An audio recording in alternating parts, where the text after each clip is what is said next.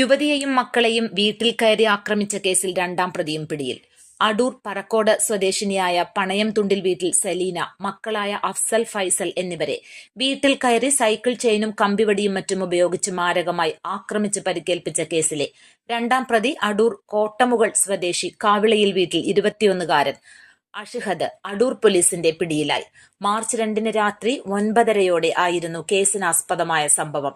ഈ കേസിലെ ഒന്നാം പ്രതിയായ സാബിൻ ലഹരിമരുന്ന് കേസിൽ പ്രതിയായത് സലീനയുടെ മകൻ വിവരം നൽകിയിട്ടാണ് എന്ന് ആരോപിച്ചായിരുന്നു ആക്രമം. കേസ് രജിസ്റ്റർ ചെയ്ത അടൂർ പോലീസ് കേസിലെ ഒന്നാം പ്രതി സാബിറിനെ നേരത്തെ അറസ്റ്റ് ചെയ്ത് റിമാൻഡ് ചെയ്തിരുന്നു. രണ്ടാം പ്രതിയെ തുടർച്ചയായ അന്വേഷണത്തിനുള്ളിൽ കായംകുളം KSRTC ബസ് സ്റ്റാൻഡ് പരിസരത്ത് നിന്നാണ് അറസ്റ്റ് ചെയ്തത്. ഇൻസ്പെക്ടർ SHO ശ്രീകുമാർ, SI-മാരായ അനീഷ് എബ്രഹാം, ദീപു, ASI അഭിലാഷ്, CPO-മാരായ ബൈജു, അർജുൻ എന്നിവരടങ്ങിയ സംഘമാണ് പ്രതിയെ പിടികൂടിയത്. കോടതിയിൽ ഹാജരാക്കിയ ഇയാളെ റിമാൻഡ് ചെയ്തു. News bureau, Adoor.